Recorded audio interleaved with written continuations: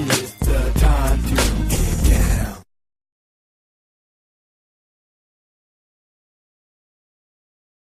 Because federal government is controlling it. Work with the oil companies. Through their agents, being the oil companies. And the people suffer. He hopes the Gulf of Mexico oil spill crisis will help to shine the spotlight on communities like his own, for whom suffering the effect of oil spills is part of everyday life. Shell refused to comment on his case for this report.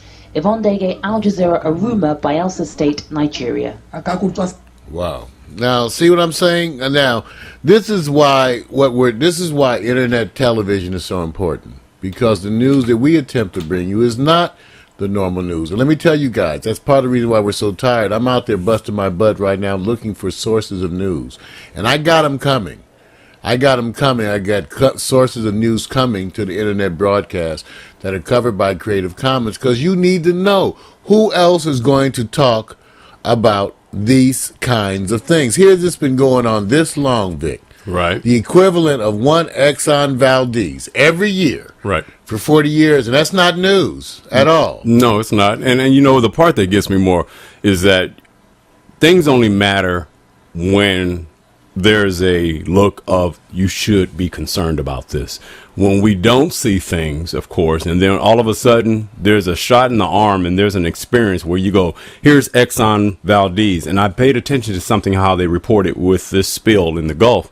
And they said this is the largest U.S. spill. They didn't say the largest worldwide, which meant to say there have been others somewhere else. And so when you bring this up, it actually answers the question of saying, well, then where is it worse at and why and what companies are involved?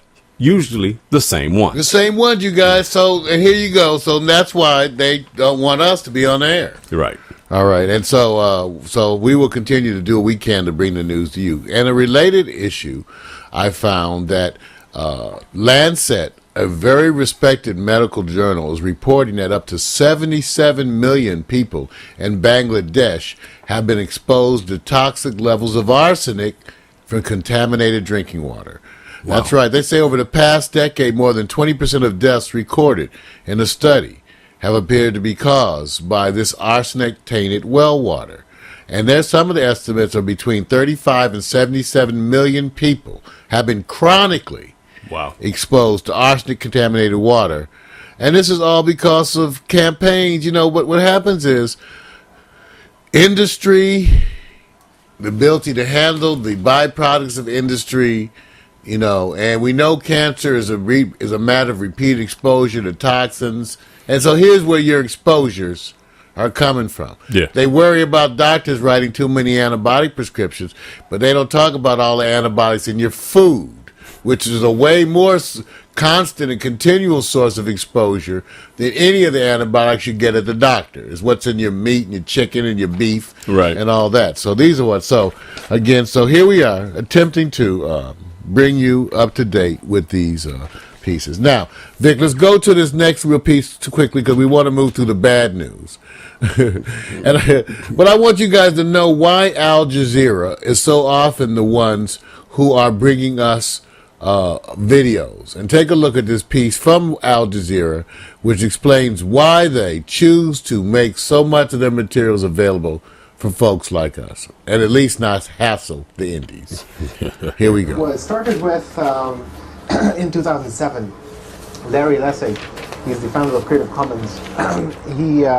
We invited him to come speak at our annual forum, which is normally where issues regarding journalism and media are discussed. So normally you would have, like, you know, seasoned journalists and, you know, new journalists, and they discuss issues regarding the profession. For that particular year, we invite Larry Lessig, who's not a journalist by profession. In fact, he's a lawyer. We had him we invited him, and we had him do the keynote to start our forum. And it was one of the most inspiring speeches I'd heard to that point, where he talked about holding on to the ideals of the founding fathers of the United States. He's an American citizen, and he's talking about freedom of expression and access to information. And he said that he was saying that his own country is sort of letting go of those ideals, and he was challenging us as Al Jazeera, as we position ourselves. We're positioned within the Middle East, and we position ourselves to be giving voice to the voiceless, and particularly the economic South. And he said, some form of your content should be freely available for people to consume and to interact and to understand, to understand the situation that we report, the areas that we report on. And so he challenged us, and then as a consequence to that, subsequently what we did is we made a commitment at the iSummit, which is a conference that happened in Japan. We said we're going to release about 10 hours of footage every year under Creative Commons license. Now, so that was a commitment made, and then we're still looking at, okay, what's the process, how would you release it, because nobody else was doing that at such a scale at that point. And then the Gaza war started.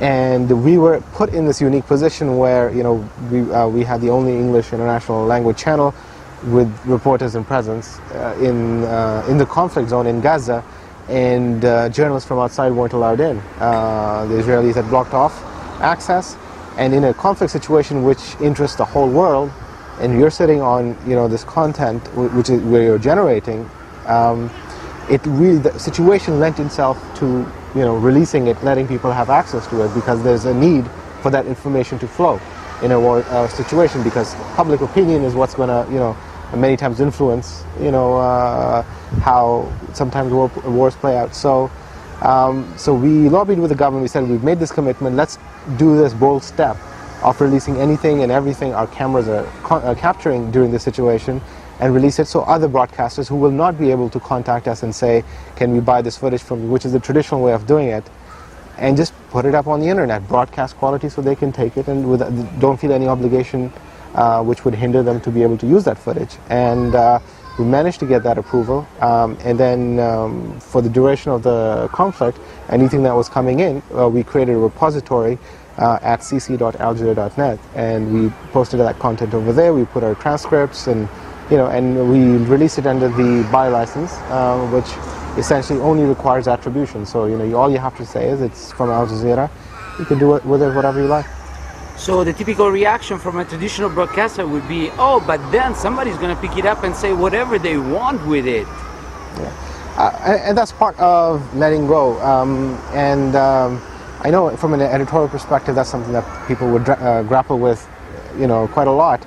But I think in a situation like this, you want the enabling factor, empowering factor is so much more needed, that these risks are minimal. And I think when you allow the community to take control of the narrative, more than likely they will do justice to it. And with attribution, people can still come back, and if they want to see the unedited footage, they can see that on the.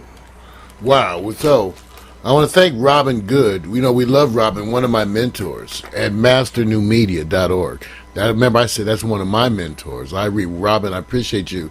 You were there as one of the early people that I read, and always will appreciate the information that you provided, specifically because of information I've gotten from Robin, that I've been able to make many, at least, a third or half of my technical advancements have come because of exposure from this man. Yeah. So I really appreciate him. Yeah. And so he's over there telling you why Al Jazeera releases are being made available. All right. So we're going to take a quick commercial music break, and then we'll be back and get into some of the stories. You're listening to Morning Coffee with Mario Hemsley, and here's Maybe Today by the Hemsley Foster Project.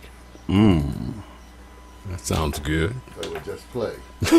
Yeah, well, see, remember, we're under extreme gremlin attack, bro. Gremlin. Eeny, meeny, chili, beanie.